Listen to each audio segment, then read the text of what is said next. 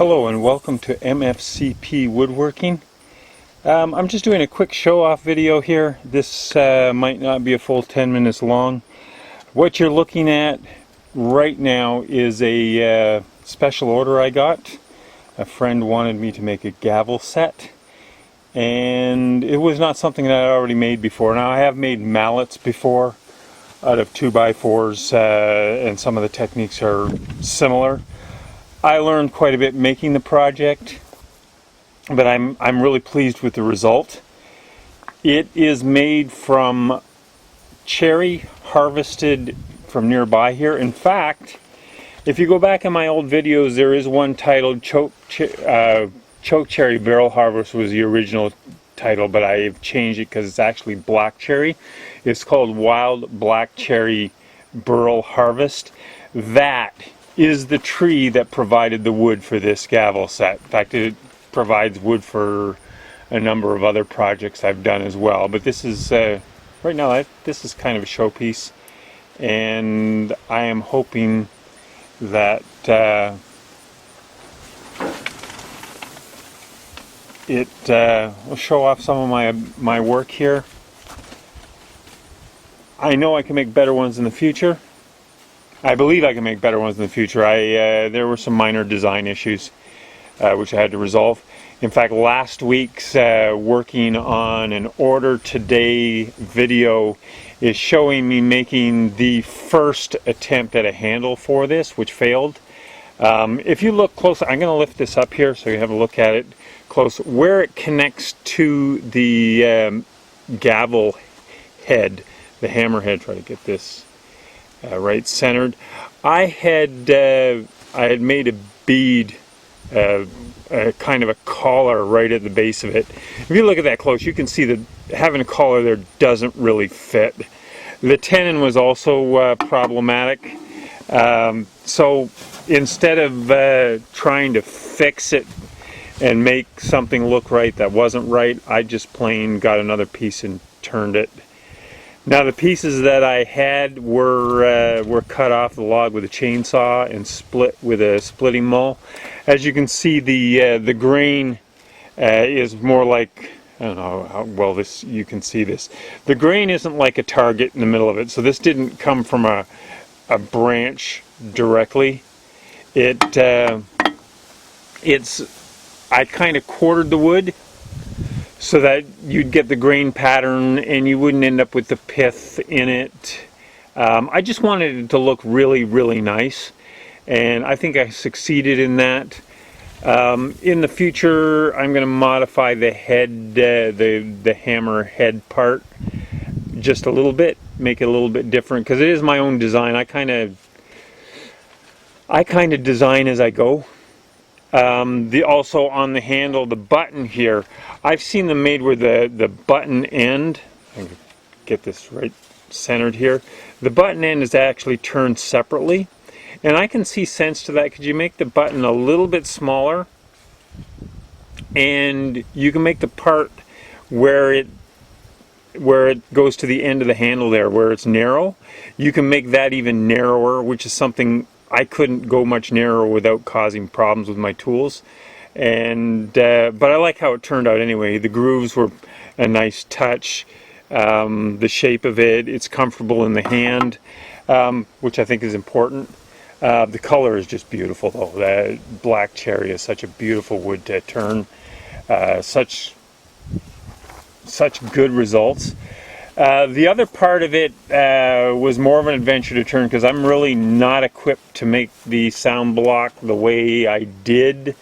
I get a lot of excess vibration on the lathe right now because I believe the bearing is starting to go in it, and I'm trying to earn enough money with it so I can replace the whole head at the very least, probably the entire lathe, because it's a beginner's lathe, and do better. Now this sound block, I'm going to pick it up. I think the color, the grain pattern of it is absolutely gorgeous. The edge is done well.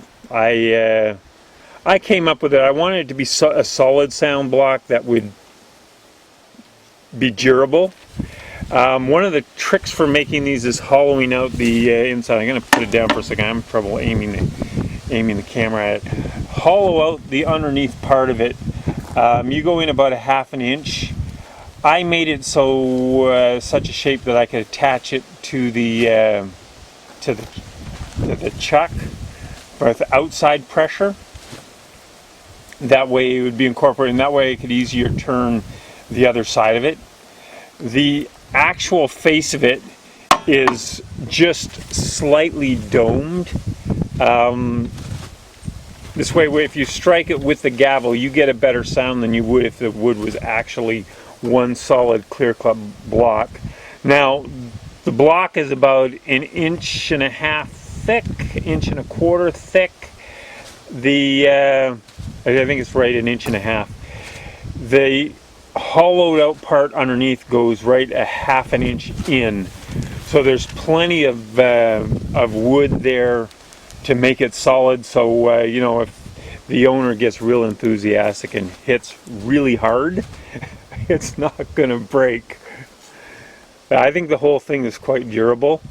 The attaching the handle to the head is just done with the tenon and glue. It should last well. I got a very nice tight fit on the tenon. I always try to make sure that it has to be tight to be good. I've considered drilling through and putting a screw in and then putting a little button on the other side on the head, but I don't really have to do that. I'm pretty pleased with the way it worked out. I'm just going to circle around here and see if the light lands on it a little bit differently without getting my shadow on this. I'm trying to get close so that this can really be shown. Right now we're on my table saw, by the way. But I absolutely love the color of cherry. It darkens up just about right. It has a richness that's very hard to compare with other woods here that I have access to that are as hard. I could have gotten a nice rich color with the alder, but the alder really isn't hard enough. When I look at the hardness scale, comparatively, the cherry is almost twice as hard as the alder is, and that makes it different. It also means that your gavel has some weight to it, which it needs to have. If it's too light, it doesn't. It just doesn't feel right in your hand when you're using it. And I want the customer to be very happy with it. If you're interested in this kind of thing, I can do special orders. But they would need to be discussed. Pricing would need to be discussed before I actually take something like this on. I may make a few out of 2x4s for my 2x4 turning series because I think I can. I think I can get good results. The sound block would definitely be easier for me to make. Now the wood's a little bit lighter and softer, but I would also charge less for something like that. We'll have to see what I can come up with. I'm going to make some mallets for light duty work, just to show that it can be done with 2x4 material.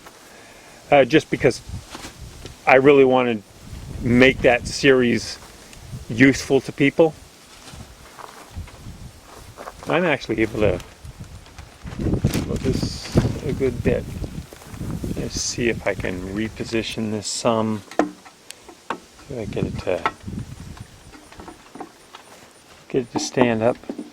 There we go. I got it standing up. Oh, and I accidentally zoomed in. I'll back off a bit. I like it. It looks like I'm going to be able to do a 10-minute video here. Zoomed in.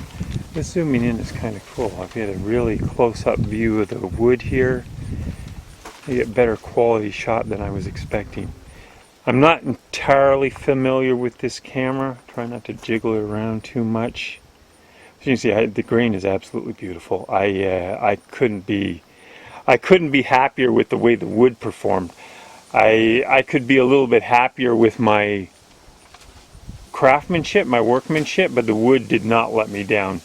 I told my daughter the other day, it'll be a little funny, I told her, if you're going to make a project like this, use beautiful wood, because it might cover up some of your own failings. But I think I entirely succeeded with this, and I'm pleased with the result. And I'm sure the owner will appreciate it, like it, and it'll be moving out the door on Sunday. So only in a couple of days I won't have it anymore. Probably take some more pictures of it, stills, with another camera, and we'll put it on the website as well. Anyway, thanks for listening. I look forward to doing more projects. Have a good day.